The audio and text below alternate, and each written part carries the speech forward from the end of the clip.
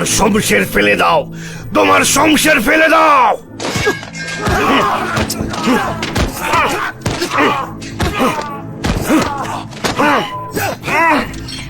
আঘাত করা বন্ধ করুন মালিক, ওকে বন্দি করে ফেলুন।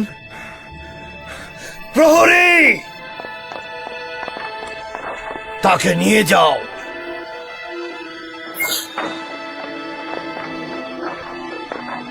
আলী জনাব, আমি হেকিমকে ডাকছি। কিছুই হয়নি, বেঁচে গেছে। তাকে রাজমহলের অস্থায়ী জেলখানায় বন্দি করে রাখো।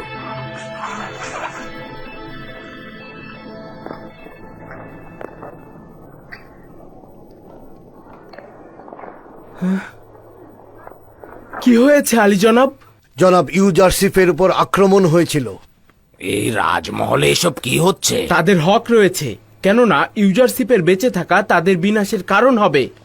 কেন চোরাগোপ্তা হামলা করছে?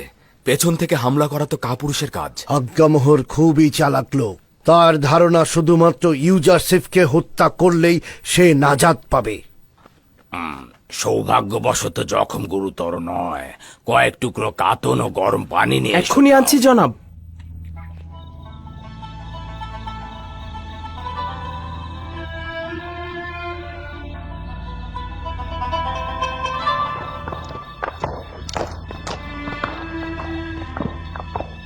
আমাদের সকল পানাহা ও সহযোগিতার মূলে রয়েছে পুরো বিশ্বজাহানের মালিক খোদা তাআলা। যদি কল্যাণের পথে চলি তাহলে প্রতি মুহূর্ত ও সর্বত্র তিনি আমাদের সহায় রয়েছেন। অজ্ঞামোহর এবং আমুনের খাদেমগণ সৌভাগ্যবান। আমি যেমন রক্তপাতের পক্ষপাতী নই, তদ্রূপ জনাব ইউজারশিপও অনুমতি দিচ্ছেন না।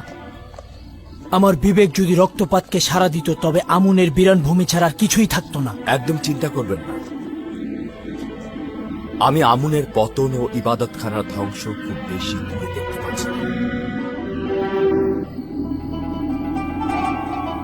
কেন জানি না আজ রাতে আসমান বিষাদগ্রস্ত রয়েছে। আজ রাতের আকাশে খুব ভালো কিছুর খবর আমি দেখছি না। কি খবর? এই খবর কার সাথে সম্পৃক্ত? খুব সঠিক কিছু বলতে পারবো না, তবে আমার জন্মস্থান ক্যানানকে আমি কোলাহলপূর্ণ ও বিশৃঙ্খল দেখতে পাচ্ছি। যাই হোক না কেন, আমি পরওয়ারদিগারের ইচ্ছার কাছে আত্মসমর্পণ করেছি। ইয়াকুব নবীর কাছে পত্র পাঠাও।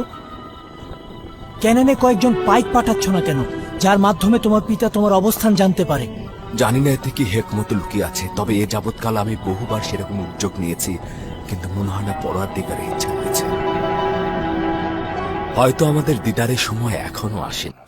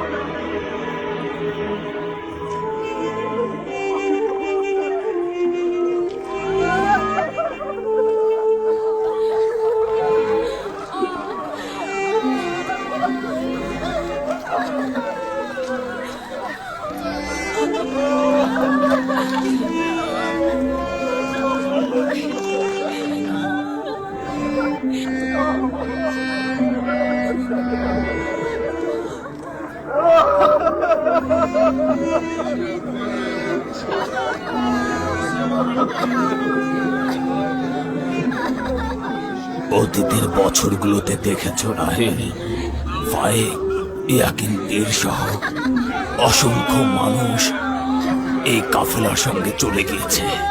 গত বছর গেল জুলফা আর আজকে বেলহে। এইভাবে করে মৃত্যুর কাফেলা বিরতিহীন চলছে।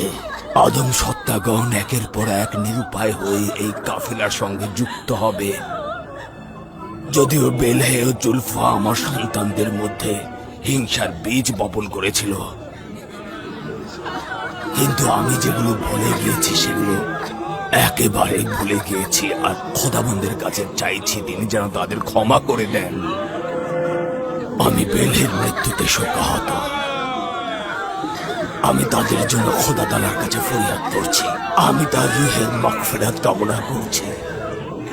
খোদা তাআলা যেন তাদের গুনাহ মাফ করে দেন আর তাদের জান্নাতবাসী করেন।